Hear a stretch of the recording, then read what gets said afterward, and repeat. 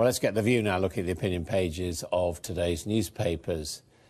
What do the Tories do now, asked Matthew Dancona in The Guardian. He says they know the DUP deal can't hold and the battle for the future of the party has begun. Leah McKinstry in The Express argues that austerity is still necessary for our long-term prosperity. In The Telegraph, Charles Alden-Jones says it's the EU that's leaving, not the UK, as Europe takes control of its taxation and begins to form an army. Matt Ridley in The Times says the left is winning the war of words when it comes to political vocabulary. Also in The Times, Morland's cartoon has the government's austerity fishing boat stuck on dry land while claiming it's the opposition who are all at sea. And Quiet Please blower in The Telegraph pictures Theresa May at Wimbledon unable to concentrate on her game as her cabinet heckle her from the stands. Well, joining me today are Yasmin Alibhai Brown, columnist for The Eye and the International Business Times, and Michael Heaver, former advisor to Nigel Farage.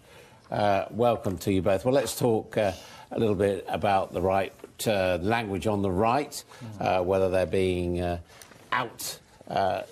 manipulated by people on the left. I mean, it strikes me that he doesn't mention Donald Trump, but Donald Trump is certainly getting his message across, isn't he? Oh, he certainly is. And I mean, Trump's the big fight back, I would say, from the right, in terms of using Twitter, in terms of harnessing, in terms of dominating the media narrative. What do you think of that video of bashing CNN? Fantastic. Look at the response, huge response. He's dominating the media narrative. Look, all this stuff about, oh, it encourages media violence, load of rubbish. People at home love this new type of politics. It's why Trump won. It's a new way of communicating. It's raw, exciting, and it's unfiltered. I love it. What do you think, Yasmin? Well, I'm not going to respond to this. It's too way out. But I think this is a really... No, honestly, I mean, you know... No, this is a really good piece, actually. Yeah, why do you think the Trump thing's a bad idea, though? I think Trump is a disgrace to politics and seriousness and life. But I don't want to engage with this. I want to look at this. And what he's saying, I've never thought about. And he's quite right.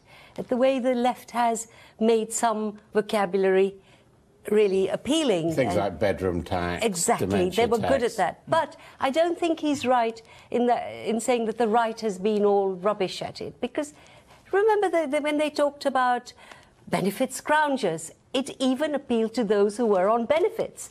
And so they have used, and Farage is past master at using language, actually. I mean, take back control, that was quite successful. Take back control. I mean, the right is generally, I would say, a lot worse at this. But what we saw with the EU referendum was a slightly looser, sort of cross-party campaign that actually saw the right use things like take back control, unskilled labour, flooding the labour market of unskilled labour, things like that. But, you know, there's no doubt that when you talk about sort of climate change, this denier mentality and Islamophobia, hard Brexit. I mean, you know, 99.9% of people voted for hard Brexit that were Leave voters, you know, coming out of the customs union single market. I mean, I think that is generally accepted now. And the fact that it was painted out as some sort of it's not accepted by me because it wasn't defined on the ballot paper. So, but all the major players say what it was. No, and where is your evidence? And most people thought that's what they were voting for. They did not know what they were voting for, actually. Well, of course they did. No, they did not. We had debates with a lengthy referendum. Because 90% of the newspapers and your outlets and everything like that gave them certain emotional content, and that's what the right has been good at. Well, taking back control of your borders is a policy. It is a policy. Okay, well, you can't take control back because even David Davis has said immigration can't be stopped. It seems to me, if we can go on to the Charles Alden-Jones piece in The Telegraph, actually that he does make a serious point. I mean, from his vantage point, he says this is the EU leaving us. But it is true, and I would say people did vote for this, that they didn't vote for a United States of Europe, or to be part of the United States of Europe, European army, single tax system. I mean, that clearly is not being in the European Union. And whether you think that's a good idea or a bad idea, that actually puts its finger on what is the problem for the UK. Well, it's not a problem. I think, well, you know, it's not a problem if you're European, and I'm pro-European, and I envy the remaining EU because they are able to do this without us being there constantly moaning. Well, exactly. Yeah. So it's better to separate then, isn't it? Well, it's not better to separate in terms of my vision and the vision of apparently now 52%, 56% think maybe it wasn't such a good idea. But he's right that, you know, they're not going to be sitting there weeping for us. Yeah, but we didn't. They're not. No, but if they want to construct a United States of Europe, truth is, British people never wanted to be part of that, isn't it? Yeah, and I would say the EU is becoming a downright dangerous organisation. Just look at the way that they fully backed, as an institution, Emmanuel Macron. Look at the way they're moving against Viktor Orban in Hungary. The EU are now seeking to oust elected governments. Are you of course they are. him? Of course, no, listen. You live on a different planet. No, sorry, I live in a Europe. I want to live in a Europe where governments that are elected by the people are allowed to put in place policies that the people of those countries want, not to be overruled by unelected. And when we talk about an army here, this is very serious. As near as fascism. When we talk about an EU army here, we are talking about potentially an unelected president and unelected figures having access to European military might. That should alarm everyone, no matter where you are.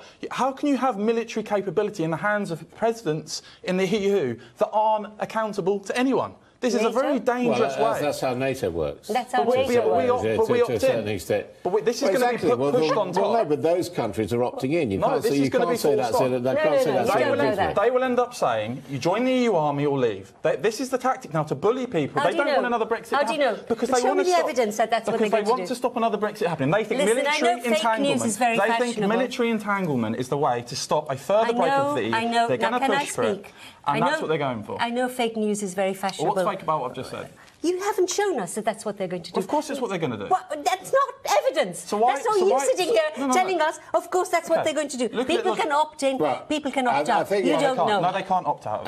Well, I think if you remain in the European Union, I think he's right that they're talking about centralised control, but they are talking about individual members of the European Union opting in. And although it's an interesting point he makes, for example, on tax harmonisation, that was something which the European Union said wasn't its area, but now it's saying it is its area because of Macron. And this is how they operate. It starts off as bit by bit, oh, you can opt in, it just affects a few people, and then it's foisted across everyone, and you have to join up and centralise or you are out. And they are desperate to centralise as much as they possibly can because Brexit has scared the bejesus out of them, and they want to bully, cajole and centralise as much as possible to stop another Brexit from happening. Can I just say one thing, though, about your earlier point?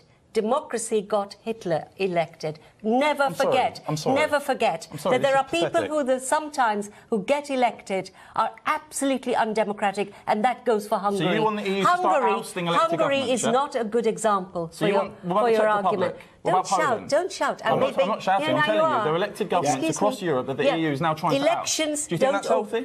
Do you believe in democracy? Can I speak? Do you really bully people like this all the time? And you complain about bullying? I'm trying to speak. Sometimes votes come in and people are elected who are a danger to democracy. And the Hungarian example was not a good example. Poland, Czech Republic? You want the EU to oust all of these governments? Well, you think that's democracy? There are values. There are values. There are EU values. Can I just ask you, as someone who does believe in democracy, how do you think you deal with people when they come in and start implementing? This is where the EU is important, because if you have a pan-national organisation with stated values, remember the EU was set up after the Second World War explicitly as a value base against fascism.